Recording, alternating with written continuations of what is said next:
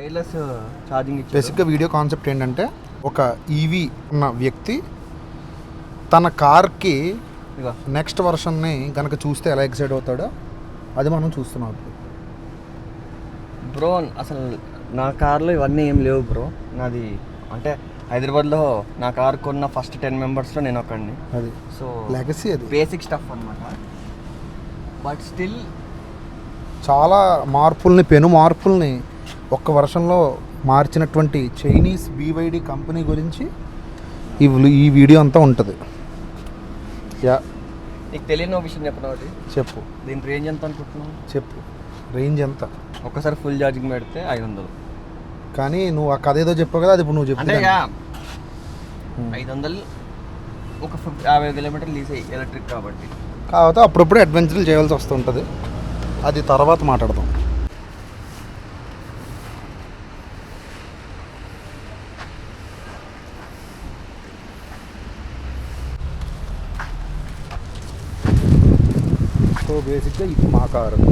బేసిక్గా అది మా కారు. ఇప్పుడు BYD సీలా, దిస్ ఈజ్ BYD సీల్. లోపల నేను ఎక్కలేనేమో, డోర్ రాదు. అయ్యో హైటెక్ సిటీ కదా, హైటెక్. అదే కాదు, సీట్లు కూడా ముందుకు వెనకాల జరుగుతాయి. నేను అటే వస్తాను, మెమరీ ఉంటుంది. నేను ఇటే వస్తాను. నువ్వు ఇటెలా వస్తావు? నేను ఇక్కడి నుంచి క్యాప్చర్ చేస్తాను. వేడి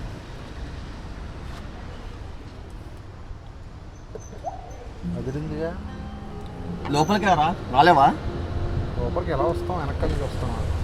ఇప్పుడు BYD సీల్లోకి వెళ్తున్నాం. మన కారు కాదు, బట్ ఈ బ్యాగ్ వేసుకుని నేను ఇప్పుడు అవసరం అంటావా అని నాకు అనిపిస్తుంది. కానీ అడిగావా? అమ్మ బాబోయ్, ఏంటిది పైనంతా పగిలింది. పగిలింది ఏదో పైన పగిలింది. ఓడి బ్రేక్ ఏదో పడింది రోహిత్. BYD సీల్ బాగుంది బ్రో. కార్ చాలా లగ్జూరియస్గా ఉంది. ఇలా సౌండ్ ఉంటుంది, సిగ్నల్ చూడు. కారు చాలా బాగుంది మాస్టర్, చాలా కంఫర్ట్గా ఉంది. ఇది ఏంటి ఆడియో? DYN ఆడియో అంట. స్పీకర్లో DY సంథింగ్. స్క్రీన్ చూడరా, చెప్పు. అమ్మ బాబోయ్, అది కాదు చూడు. Hitech stuff.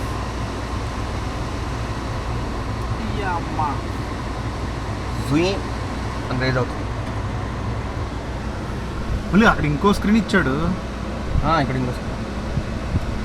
దీనికి సన్ రూఫ్ ఇంకేం లేదేమో, మూన్ లైట్ ఏమో. యాక్చువల్గా దాన్ని డిమ్ చేయొచ్చు. ఇది బిస్కెట్ అయింది కదా, అందుకని పోయి ఉంటుంది. ఇక్కడ NFC అని చూడ.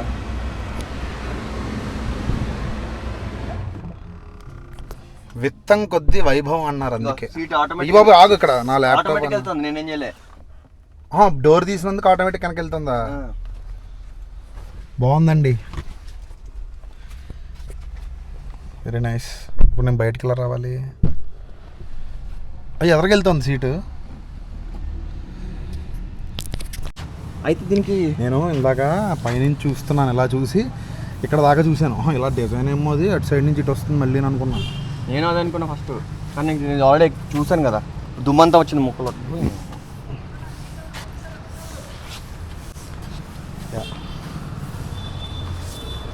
నైస్ కార్, 110 బాగుంది.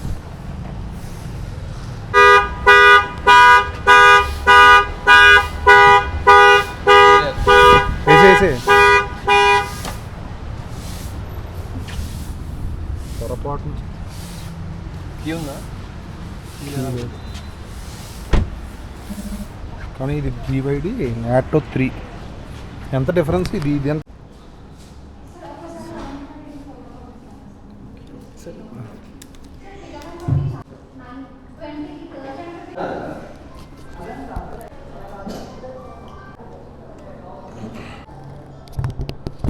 A few moments later. అక్కడికి వెళ్ళి కార్ ఎక్కిన తర్వాత ఆ కామన్ సెన్స్ మనకు ఉండాలి. ఎందుకంటే ఈ సర్వీస్ సెంటర్ దీనికి వచ్చేవి ప్రాబ్లం ఉన్న వెహికల్స్. నేను వేసుకుంటూ కార్ ఎక్కేసి ఆన్ చేసి వెళ్ళిపోవడానికి ట్రై చేసాం అనుకో, కొంచెం కార్ కదలంగానే స్టీల్ చేత వచ్చేస్తుంది, లేదా రూఫ్ ఓడిపోయి ఎత్తిపోయి పడుతుంది.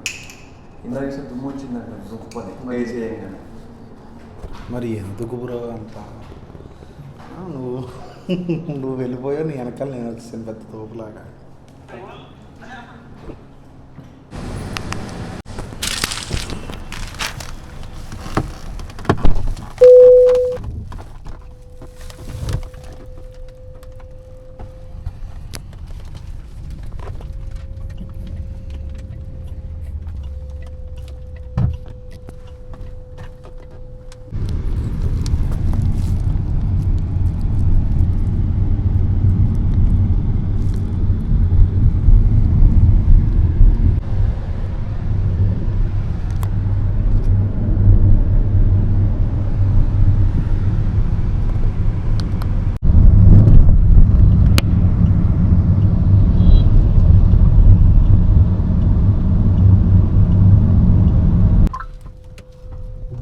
మిషి దీని ఫాంట్ ఏంటనుకున్నా బీవైడిదే బిట్స్ మిషి, మిట్స్ బుషి కాదు, బిట్స్ మిషి. బిట్ చేసేటాడు ఏం బిట్స్ చార్జర్ పని చేయట్లేదు, ఒక్క పని చేయట్లేదు. మళ్ళీ చెప్పడం చూడు సార్, స్టార్ ఇవ్వండి సార్. వాడు ముద్దు మాటలతో మాట్లాడుతున్నాడు. అదే అంటే ఏదో ఎన్ని చూసుకుంటావు ఇట్లాంటివి. కస్టమర్స్ చూసుంటారు, వాడు చూసుంటాడు. ఈ వేరే వాళ్ళ గురించి నాకు అనవసరం, నేను చూసాను. దీనికన్నా 5 కిలోమీటర్లు ఎక్కువ ఉన్న అక్కడ బెటర్ ఏమో అని నాకు అనిపిస్తుంది. కానీ బేసిక్గా పర్సన్స్ ఎవరైతే మంచిగా చేసే వాళ్ళు మిస్ అయిపోయి వాళ్ళు వెళ్ళిపోయారు, వాళ్ళు లేరు. ఇప్పుడు నాకు కార్ తీసుకున్నప్పటి నుంచి ఉన్న పీకేసాడు సార్, ఎక్కడ మన సీక్రెట్లు తెలిసిపోతాయో అని వాడి సీక్రెట్లు ఇది పీకేసాడు. క్యూబో డాష్ క్యామ్ మీ కారులో జరిగే సమస్తమైన డాష్ వంటివన్నీ కూడా రికార్డ్ చేయబడింది. ఇప్పుడు సర్వీస్ చేస్తూ మన వాడి సీక్రెట్ చూడొచ్చు, ఫుటేజ్ చూద్దామా? తీసేసాడు రా, ఫస్ట్ నుంచే తీసాడు. వాడు రిలీజ్ అయ్యి ఉంటాడు, చెక్ పాయింట్స్ ఉంటాయేమో. This is not first time, ఇది ఆల్రెడీ అయ్యింది. బిల్డ్ యువర్ డ్రీమ్స్ అనే కారు సంస్థ బీవైడి అనే కారు సంస్థ చైనాలో పుట్టి అక్కడి నుంచి ఇండియాకి వచ్చి ఇక్కడి నుంచి యూరప్, యుఎస్ వంటి ఇత్యాది దేశాలన్నిటిని దాటి ఇప్పుడు టెస్లాని కూడా అవుట్ స్మార్ట్ ఓడించి, అంటే సేల్స్లో. డిక్కీలోంచి తీసే బాటిల్ ఏదో ఉంది, టక్ టక్ సౌండ్.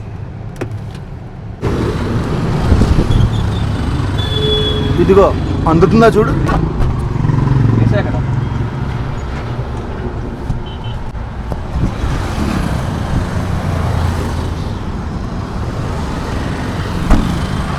బ్రో ఇంటికే ఇంకేం చేస్తావు? తొక్కి పెడుతున్నా. ఇంటికా? సినిమా కన్నావు కదా. ఇంటికా సినిమాకా? ఇప్పుడు ఎక్కడున్నాయి? నువ్వేమో మల్టీప్లెక్స్లో సినిమాలు అడిగావు, అవేమో లేవు. దయచేసి రికార్డ్ ఇది కట్టు డిలీట్ చేస్తాంలే బ్రో. లేకపోతే దయచేసి అంటే మన వాళ్ళు ఎంత గొప్ప వాళ్ళు అంటే ఆ బీప్ని సౌండ్ తగ్గించేసి నీట్గా ఇయర్ ఫోన్స్ పెట్టుకుని స్లో మోషన్లో పెట్టి ఏం మాట్లాడాడో ఆ లిప్ సింక్ని బట్టి చెప్పేస్తారు. బ్రో అదే అనుకున్నా, వెనకాలకి వెళ్ళో పని చేయి. ఇప్పుడు ఇంత ఏముంది? ఇది ఇప్పుడు ఇది ఫ్రంట్ కెమ్ ఎలా ఉంది చూడు, రివర్స్లో ఉంది. సో దానికి ఒక బటన్ ఉంటుంది, ఆ బటన్ నొక్కితే రివర్స్. అక్కడికి వెళ్ళి నొక్కాలా? జాగ్రత్తగా ఇదో కెమెరా లెన్స్ని కెలక్కుండా ఓన్లీ దాని మీద ఉన్న బటన్ని మాత్రమే క్లిక్ చేయాలి. అది ఓపెన్ చేయాలా?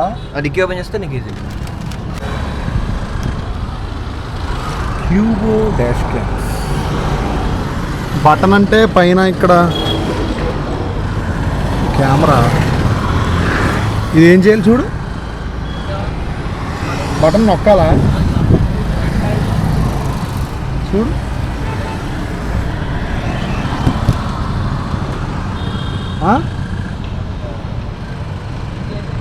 డిక్కీ వేస్తే కానీ తెలీదా? ఓకే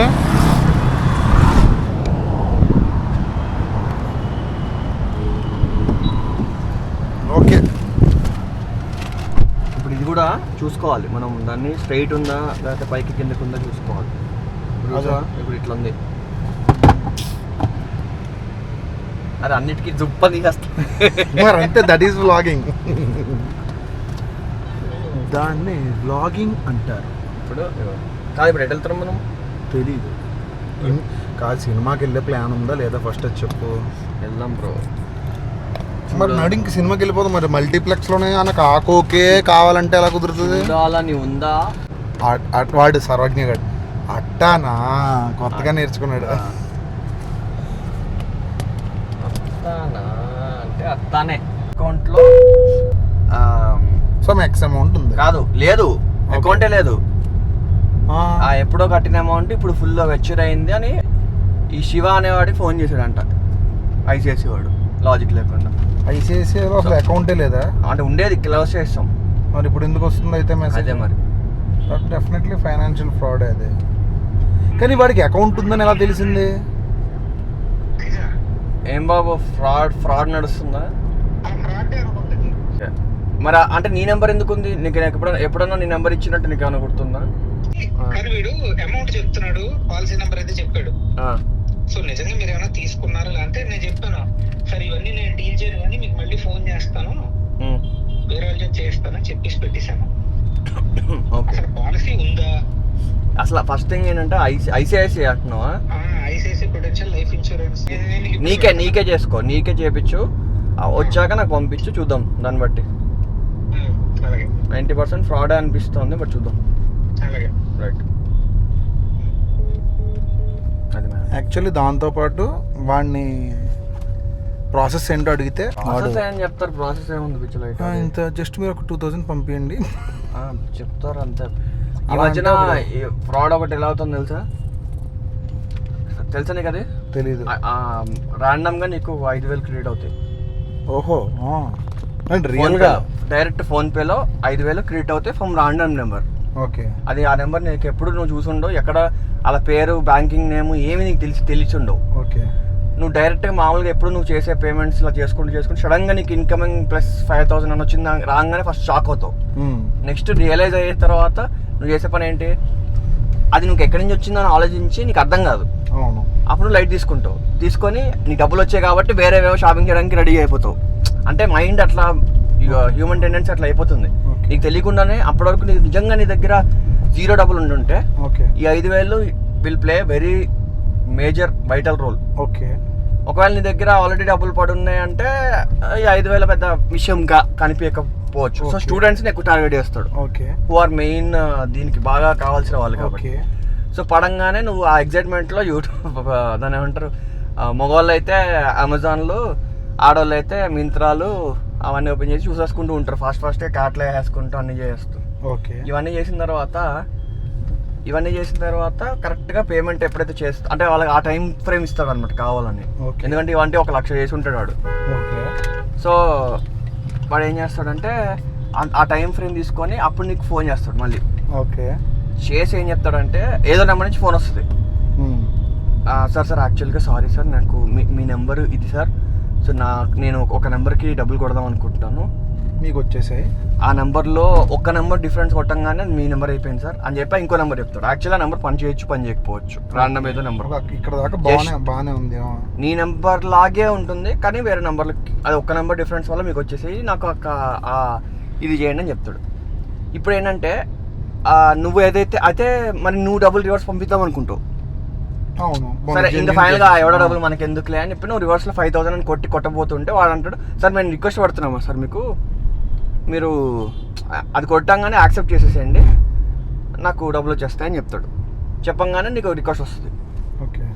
అది ఎప్పుడైతే పిన్ యాక్సెప్ట్ చేసావో అదేంటంటే వాళ్ళు పెట్టిన అమౌంట్కి నువ్వు యాక్సెప్ట్ చేసినట్టు. సో నువ్వు ఈ అమౌంట్ కన్నా ఎక్కువ అంటే సో యూజువల్గా ఏంటంటే జీరో అకౌంట్ మెయింటెనెన్స్ 99%. వాడి ఉద్దేశంలో ఏంటంటే జీరో అకౌంట్ మామూలుగా మనం వాడమని అంటే వీళ్ళందరికీ జీరో ఉంటుందని వాడు ఎక్స్పెక్ట్ చేయడు. ఇప్పుడు ఎక్కడి నుంచో హైదరాబాద్ వచ్చి ఒక పిల్లోడు ఒక రూమ్లోనే ఎక్కడ ఉంటున్నాడంటే వాడికి డబ్బులు ఉండవు కదా.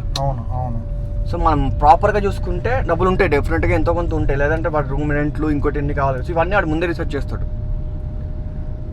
సో ఆ ఇదితో ఆ దాంతో వాడు చూసుకోకుండా కొట్టామంటే ఎప్పుడైతే నువ్వు యాక్సెప్ట్ అంటే నువ్వు నీ డబ్బులు వాడికి 5,000 కొడుతున్నట్టు ఫీలింగ్ కనిపిస్తుంది, కాకపోతే ఇన్ రియాలిటీ వాడి నీ దగ్గర నుంచి ఆ టైం ఫ్రేమ్లో నువ్వు మైండ్ పెట్టి చేయకపోతే సో అట్లా అంటే ఇప్పుడు ఎలా అంటే ఇదివరకు అసలు నిజంగా ఈ గూగుల్ పేలు ఫోన్పేలు తెలియని వాళ్ళ కోసం వాళ్ళకి అకౌంట్లోకి డబ్బులు ఇప్పుడు ఎవరికైనా పంపించాలంటే టైప్ చేసి కొట్టడం అంటే కూడా భయం వేసేది. ఒకటేంటంటే ఎవరైనా లేపేస్తాడేమో.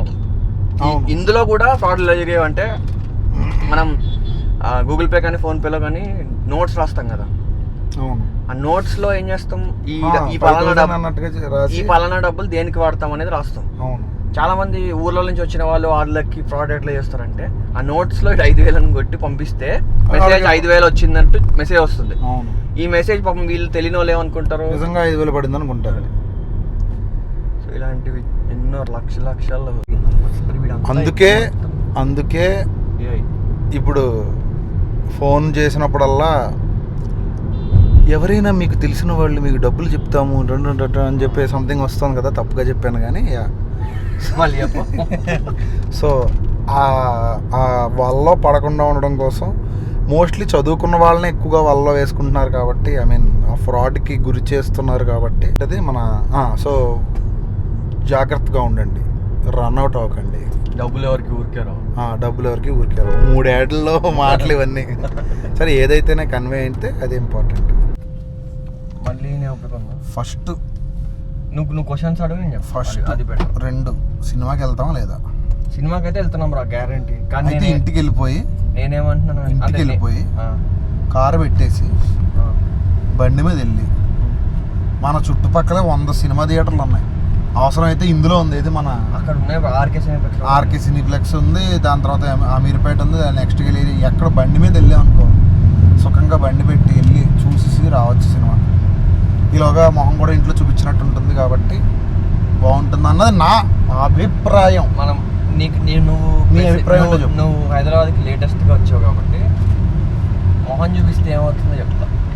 ఫస్ట్ చెప్పు అంటే అది generalised process, regular process, daily ఉండే ఇది.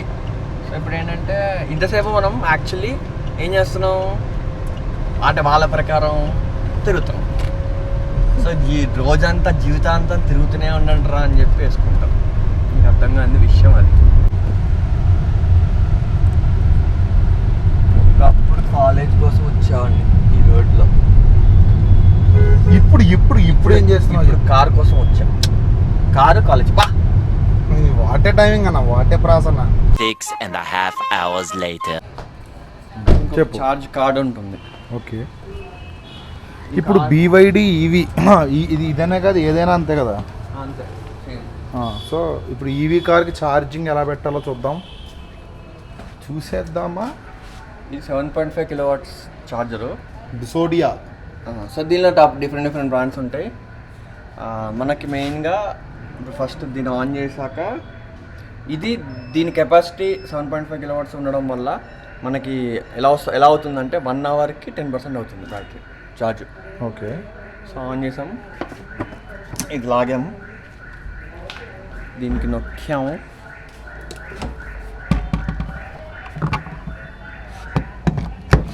ఇది పెట్టి ఈ కార్డు ఇప్పుడు ఇలా టచ్ చేయాలి, అప్పుడు ఛార్జ్ స్టార్ట్ అవుతుంది. సో ఇక్కడ వెలుగుతుంది, ముందు చెక్ చేసుకోవాలి.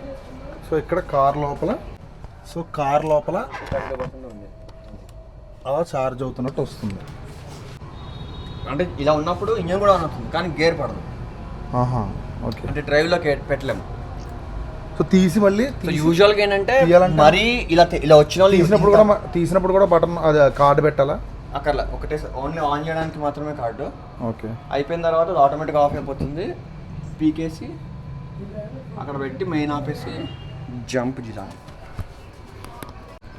జనరల్గా 6 వరకు అవుతుంది. జనరల్గా హోమ్లో ఉన్న కెపాసిటీ ఎంత ఇంట్లో? 7.5 kW ఛార్జరు, కానీ 6 kW/h స్పీడ్లో అవుతుంది. 7.5 kWh ఛార్జరు, కానీ 6.5లో అవుతుంది. 6 వరకు అవుతుంది. 6 వరకు అవుతుంది. kW/h. ఓకే.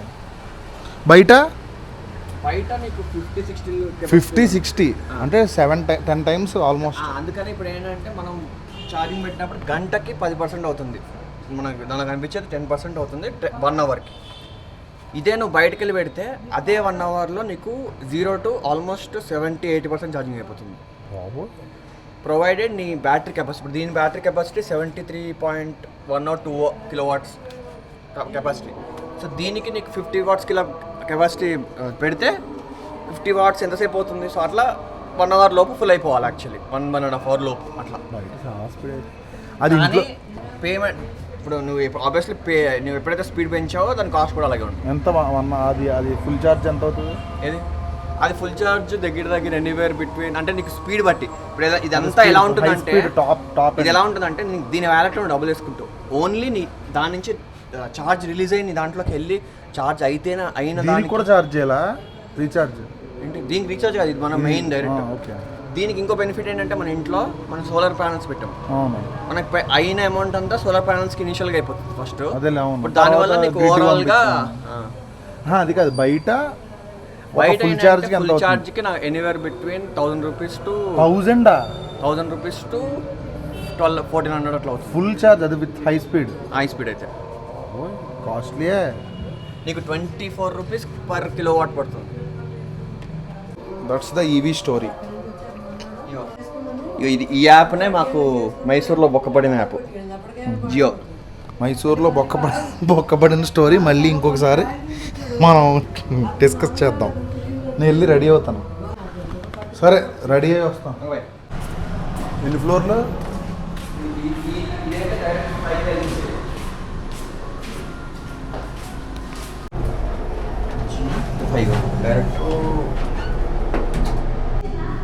అందరూ ఒక బడిలో చదువుకున్న వాళ్ళు అంటే ఒకడు బుకింగ్ ఆపేస్తే అందరూ ఆపేస్తారని చదవమని అర్థం. కింద ఎక్కడో తెలుసా నీకు? కింద బయట ఎంట్రన్స్లో పెద్ద అడ్వెంచర్ చేసి ఇప్పుడు ఈ కోర్టు సినిమాకి వెళ్ళాలా? State versus nobody.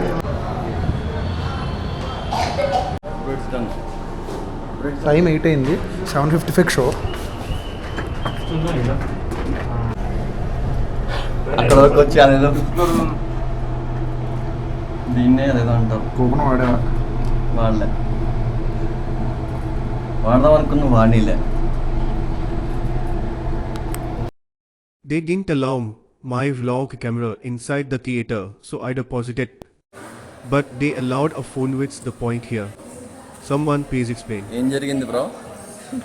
నేను రికార్డ్ చేయకూడదని కెమెరా తీసుకున్నారు, లోపల బోల్ మంది రికార్డ్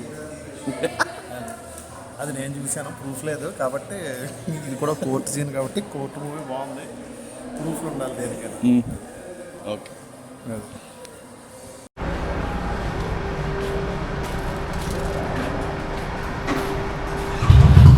నేను ఇంకా కార్ కదా మంది, మంచిగా పెట్టి సినిమా రివ్యూ చెప్పేద్దాం, ఇక్కడే అయిపోతుంది వీడియో అనుకుంటున్నాను నేను. ఇప్పుడే కోర్టు మూవీ చూడడం జరిగింది. మీకు కోర్టులు, ఈ లాయర్లు, ఈ కోర్టు సీన్లు అవి ఇష్టమైతే ఖచ్చితంగా చూడండి. మంచి సినిమా. కోర్టులో తెలుసుకుందాం, ప్రతిదీ కోర్టులో తేల్చుకుందాం అంటారు కదా, కోర్టులో బాగా తేల్చారు. సినిమా క్యాస్టింగ్ బాగా జరిగింది.